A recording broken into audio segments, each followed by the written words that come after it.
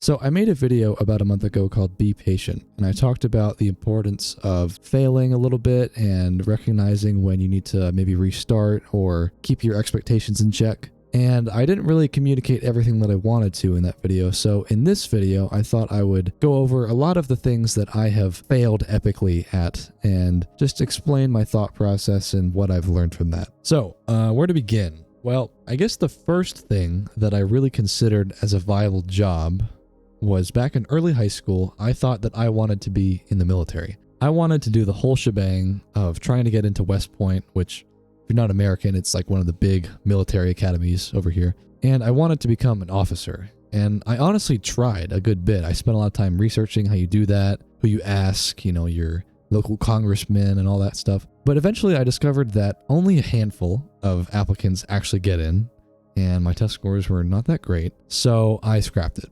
I was like, that's not going to work. Let me just start over and think of something new to do. And then as high school progressed and I got closer to my senior year, where I really had to start thinking about what university I was going to apply to and what degree I was going to choose and, what I was going to do with my life, I thought that I wanted to become a diplomat.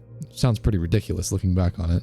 But seriously, I wanted to go to a school, probably in DC, the capital, where a lot of government stuff happens, and maybe pick global studies or something diplomatic sounding, because I don't know, it sounded cool to me. But then I learned that diplomats travel a lot, like a lot, and I'm pretty introverted. I like my space with my little cave and my computer, and then I realized it's also super selective and it kind of sounds a little boring, if I'm being honest, so scrapped that too. Back to square one.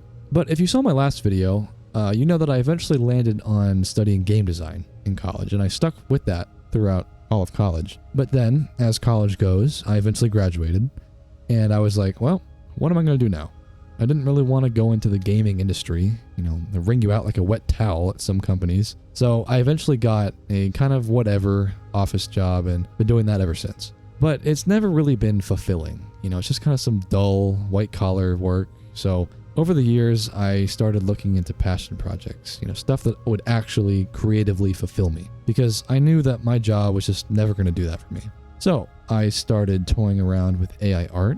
I spent like 6 months playing around with Midjourney, which, it's a really interesting AI art tool. You can put in a prompt and it spits out really high-quality art. But I eventually came to the conclusion that I wasn't really going to do anything with that. AI art is extremely saturated now, even back then it was. And even if I come up with something cool for the bot, like a cool prompt, it's not going to do anything special or soulful, right? It's just a computer algorithm. So once again, I scrapped that and started over. And then I really started getting into YouTube. I started delving into interviews and creators sharing their metrics about how much money they're making, how they were able to quit their 9-to-5 and do it full time, all that kind of stuff. And to a young, naive, hopeful like myself, I was like, well, that sounds nice. I'd like to quit my job and make YouTube videos full time. So I started making my own content. And not on this channel, it was a separate one where I just made Minecraft videos, and it was all artistic and interesting, I guess. And it was really fun, honestly. It was really fun to do that while I did it. But like everything else, I never went anywhere with it.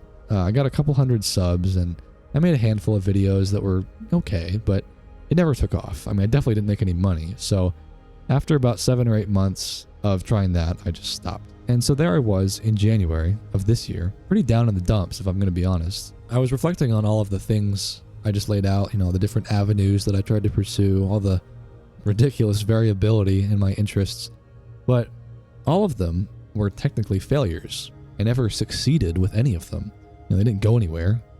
And, it was dull, gray wintertime, and I'm stuck with my okay job that I don't really like, with no real prospects for the future that I had imagined for myself. One where I was a full-time creator, making money, financially independent, all that kind of stuff. But then over a few weeks, I gave it some thought, and I was like, man, you're too young to quit now. You're not a failure. You just haven't found yet what you're looking for. It's ridiculous to expect that everything's going to fall into place right away. So I spent a lot of time on YouTube learning what makes a good idea for video, why my old videos were crap, and then I started this channel, and now we're here. And so to reflect on all of that, I want to make this point. Just because you failed at something does not mean that you are done. I know that's super obvious. It's not revolutionary sounding at all, but it doesn't mean that you just quit. It certainly doesn't mean that you are a failure. It's simply a perfect opportunity to learn and improve and change. All of those failures I mentioned earlier have led me to this spot. And so far, I like this spot. I've got a fantastic community here. Everyone is so supportive, starting to actually make some money and move towards my original goals that I laid out. And it feels like the first time in my life where it's really starting to click.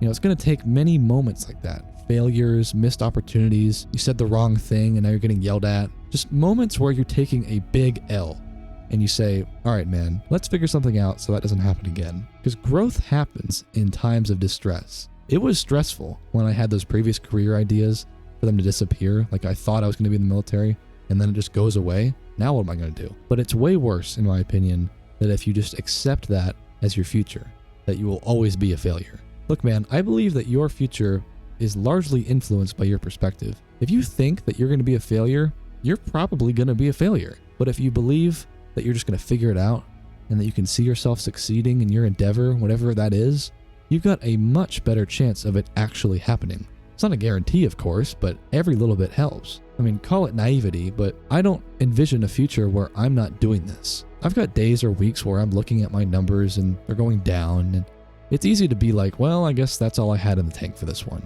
But no, man. Those are times where I just need a wake-up call and I say, all right, let's get back on it. Let's figure it out. Because there's no way that I'm just going to quit because it was too hard. Go back to my job? No. I've got bigger plans than that. Look, this is always a delicate balance because I understand that not everyone wants to be an entrepreneur. Some people really enjoy the stability of a job, and I get it. There is absolutely no shame in wanting what you prefer, obviously. I'm just conveying it through the medium that I know best, which currently is this channel. I've got a lot of passion, as you might be able to tell, about this kind of thing, and I just hate to see it when people give up on whatever they're trying to do because they've quote-unquote failed. No. Cherish those moments because it's times like that where it becomes clear what you truly value. Are you just going to quit or are you going to pivot and keep going? Everyone's on a different path, so it's up to you. All right, guys, I'll catch you later.